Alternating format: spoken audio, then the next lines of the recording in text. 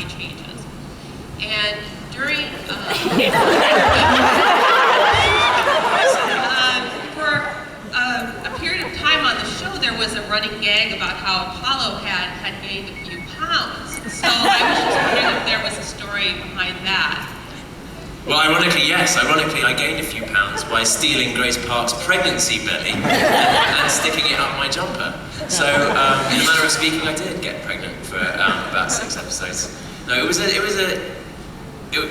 one of those crazy things. When that year jump happened, we were all sat around the table and we were all doing this read-through, and I remember Katie had turned into what Michael calls a fishwife and was married to Truco down on the planet, and it was grim.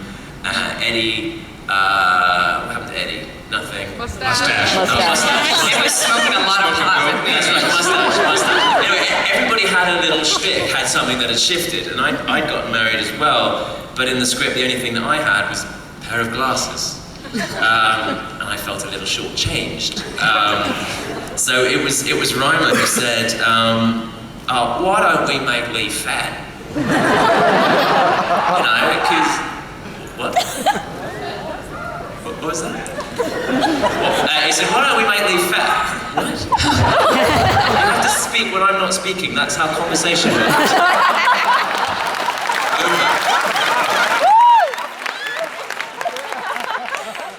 Over. Your turn. Jet.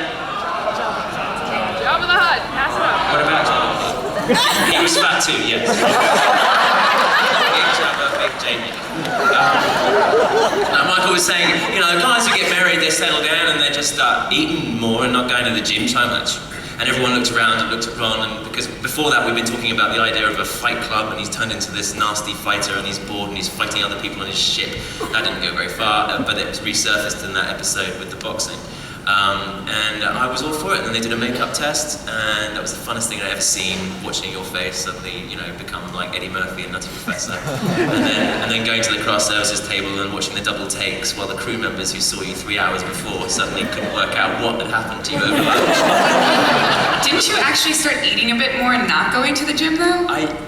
Definitely took Yeah. going to the gym thing. And what's the point of that? What's the point of staying in shape just so you go to work? I think everyone was jealous. I'm dying to play a pregnant person so I can actually eat. And it was a lot of fun. It was a ball ache when you actually had to do scenes, because you could tilt your head 1 degree that way and suddenly the prosthetic was slightly more visible. So it was like being in a bit of a straitjacket, but it was great fun because it's just very rare that you get to do that. The questioner is absolutely right. On a show, on a TV show, they don't often like to change some character that works and that fulfills a certain demographic within the show, shall we say, and they don't want to shift that around too much.